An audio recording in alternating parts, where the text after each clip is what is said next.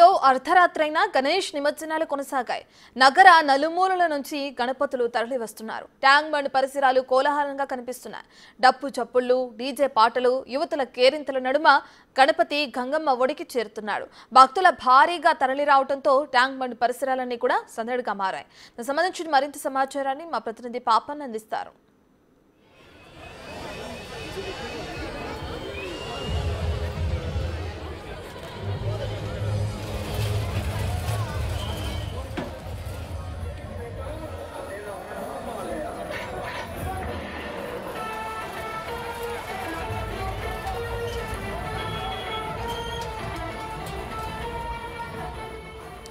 ఇక పాపన్న దగ్గరికి వెళ్లే ముందు అటు ఉప్పల్ నల్ల చెరువు బేబీ పాండ్ వద్ద నిమజ్జనం కొనసాగుతుంది.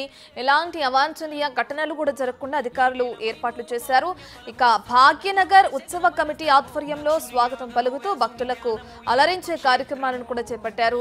ఇప్పటి వరకు 2000కు పైగా విగ్రహాలను బేబీ పాండ్ లో నిమజ్జనం చేశారు. ఇక చార్మినార్ వద్దున్న ఆఖరి వినాయక విగ్రహానికి ఛత్రపతి శివాజీ, సంభాజీ, ప్రధాని మోదీ ఫోటోలు పెట్టి ఊరేగించారు.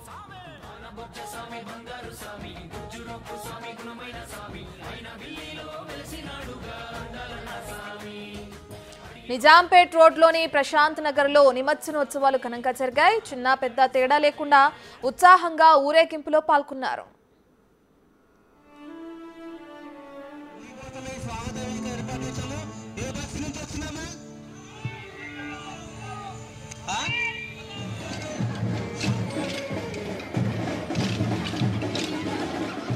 నల్గొండ జిల్లా బొప్పారంలో కూడా నిమజ్జనం కోలాహలంగా జరిగింది.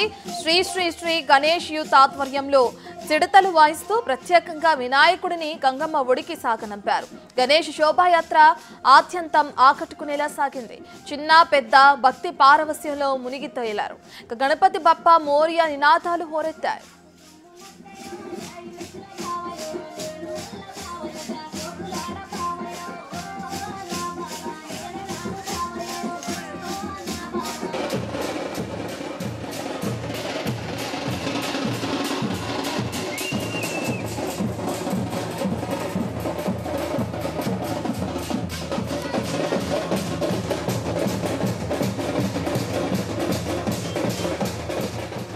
ఇక నిర్మల్ జిల్లా ఖానాపూర్లో వినాయక నిమజ్జనం శోభాయాత్ర అంగరంగ వైభవంగా సాగింది.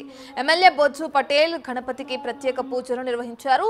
శోభాయాత్రలో పాల్గొని స్థానిక నాయకులతో కలిసి డాన్స్ చేస్తూ సందడి చేశారు. నిమజ్జనం కోసం పోలీసులు భారీ బందోబస్తు కల్పించారు.